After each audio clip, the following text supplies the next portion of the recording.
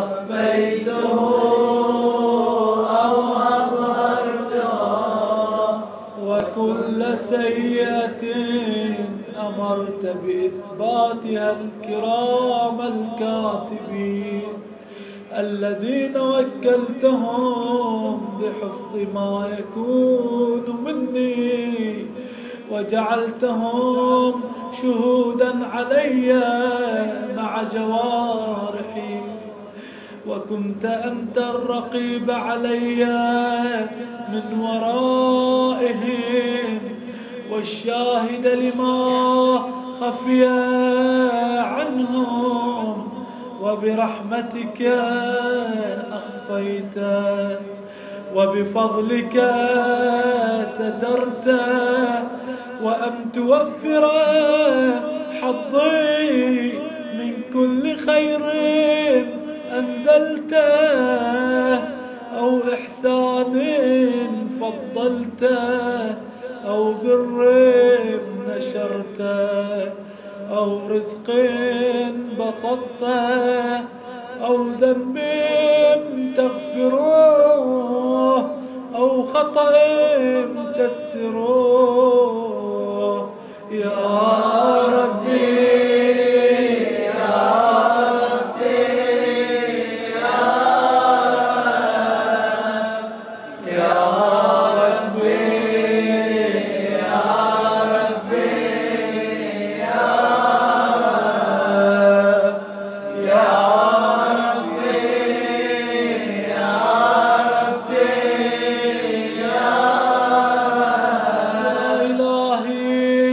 سيدي ومولاي ومالك ربي، يا من بيده ناصيتي، يا عليما بضري ومسكنتي، يا خبيرا بفقري وفاقتي يا ربي.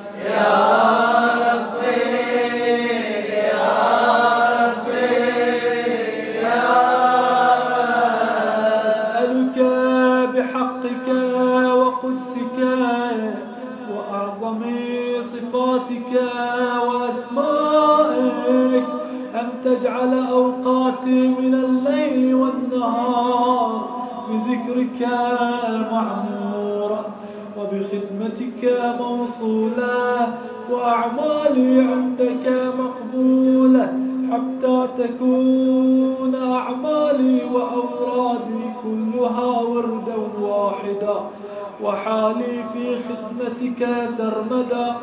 يا سيدي، يا من عليه معولي، يا من إليه شكوت أحوالي يا ربي.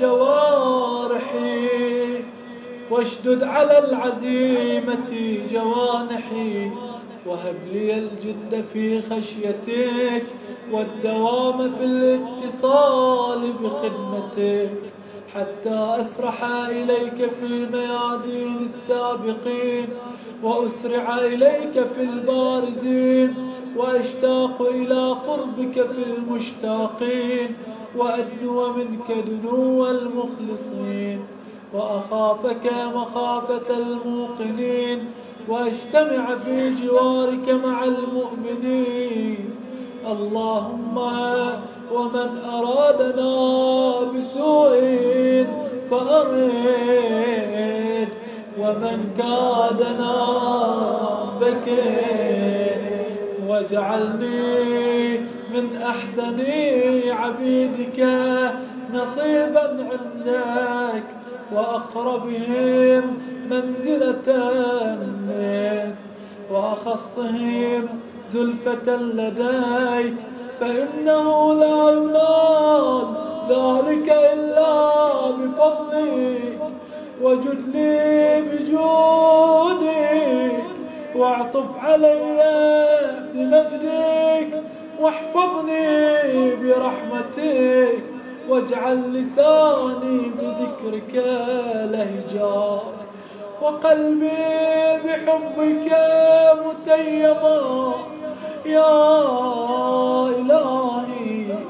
ومن علي بحسن إجابتك وأقلني عثرتي واغفر لي زلتي، فإنك قضيت على عبادك بعبادتك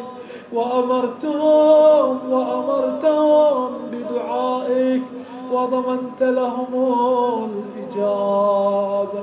فإليك يا ربي نصبت وجهي، وإليك يا ربي مددت يدي، فبعزتك استجب دعائي وبلغني هداي، ولا تقطع من فضلك رجائي، واكفني شر الجن والإنس من أعدائي.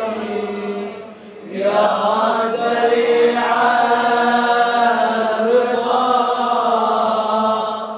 يا سريع الرضا يا سريع الرضا،